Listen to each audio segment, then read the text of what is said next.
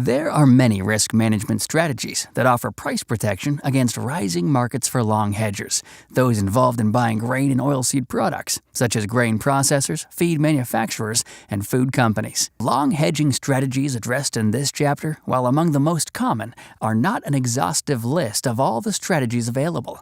All long hedgers should become familiar with various risk management alternatives and which ones may work best for their particular needs. This module will review the long hedging strategies addressed in this chapter and compare their pros and cons since they each have their own strengths and weaknesses. For the purpose of our comparison, let's use the case of a feed manufacturer who is planning to buy corn for his operation later in the year.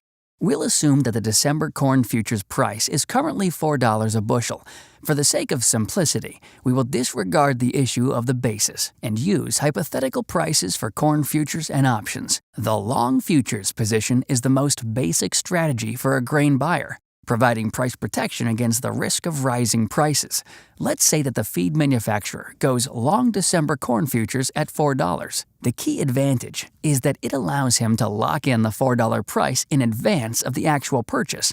If futures prices rise between buying futures and December, his purchase price is protected.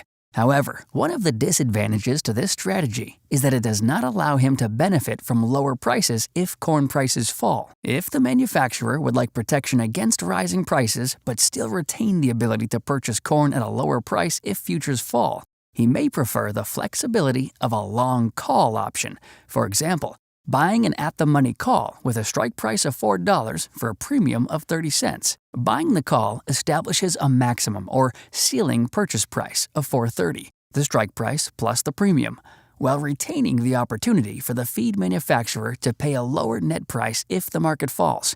As the buyer of the call option, the feed manufacturer does pay the 30-cent premium up front for the protection and opportunity that the call option provides. In a stable market environment, a short put position may provide the feed manufacturer with the best net purchase price, but it is one of the riskier strategies discussed in this chapter. For instance, let's say he sells an at-the-money corn put option for which he receives the 30-cent premium. As long as the market expires at or above the strike, he will retain the 30-cent premium, which will allow him to effectively lower his net purchase price. However, the effectiveness of this strategy is contingent upon the market remaining stable.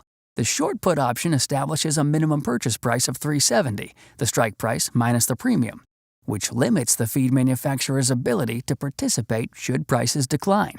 Also, should the corn market increase significantly, his protection against rising prices is limited to the 30-cent premium he received for selling the put option.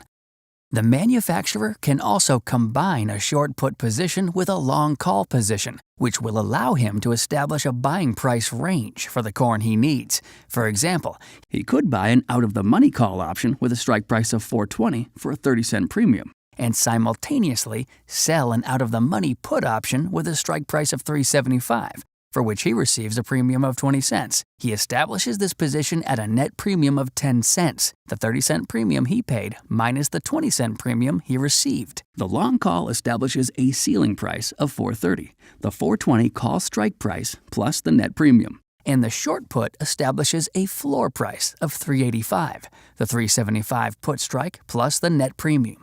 The advantages of this strategy are that it creates a known buying price range. The feed manufacturer knows up front the maximum as well as the minimum price he will pay for his corn, and the premium he collects allows him to establish a lower ceiling price level than he would have by simply buying the call option. However, the disadvantage is that it limits the opportunity of paying a lower price for his corn should the market decline further than the short put strike.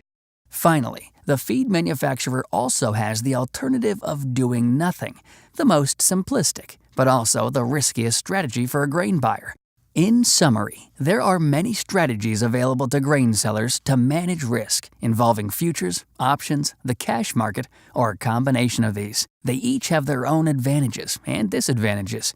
It is important for hedgers to become acquainted with all of their alternatives and understand when a specific strategy should or should not be used. Remember that a strategy that was effective for hedging one sale may not be the best choice for the next.